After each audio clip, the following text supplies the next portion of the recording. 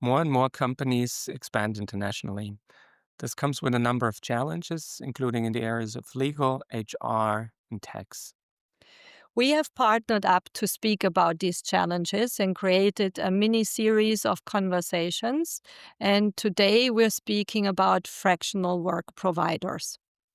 Very interesting topic, and I think very relevant to some of the companies when they first enter a new market Mhm. to think about engaging maybe fractional talent. What's your take from an HR perspective? Yeah, absolutely. I think it's becoming more and more popular to look into fractional work providers as an option.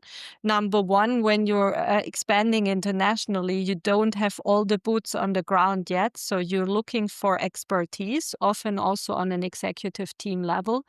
And it takes a lot of time to hire executives and a lot of time to have them run.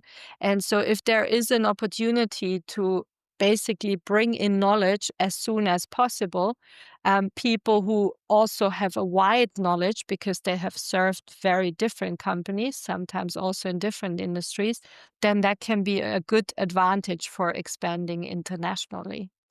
I also think that on that level, you often don't even need a 5 days per week executive. Sometimes you might have a project like M&A, for example, and you need a dedicated person on an executive level to take care of that. Then a fractional work provider can be another good opportunity.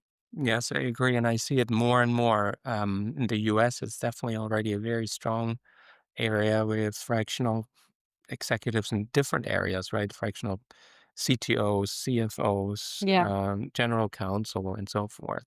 From a legal perspective, what you want to look out for is, and we've spoken about that in another episode, but yeah, it comes again here the classification of an employee versus contractor. yes, And if you bring in someone to oversee a team, then you definitely need to be very mindful of yeah. that.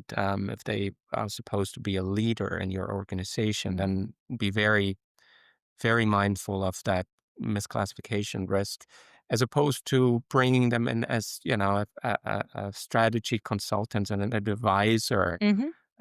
or on a very specific project basis. It's just that the general criteria of them being embedded in your organization and you having control over their work time and manner in which they work, that sort of triggers that risk of a misclassification, and you need to Absolutely. be aware of that. Yeah, absolutely. And I would recommend to our listeners to listen to that specific series we recorded on misclassification of personnel. One thing where I've seen it working is if you have a very strong person managing the team already, but they're not at an executive level, and you bring in this strategic advisor, as you just said, to basically mentor that person.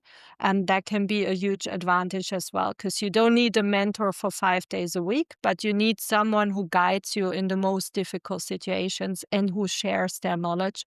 And so there, an executive as a fractional work provider can be a good thing. Definitely a very interesting tool in the HR toolbox. Yeah, So I'm glad absolutely. we spoke about that. Absolutely. And hopefully a good option for companies expanding internationally. So Thank you very much, Philip. It was nice speaking again today. thank you. Speak Speak soon. soon. Bye. Bye.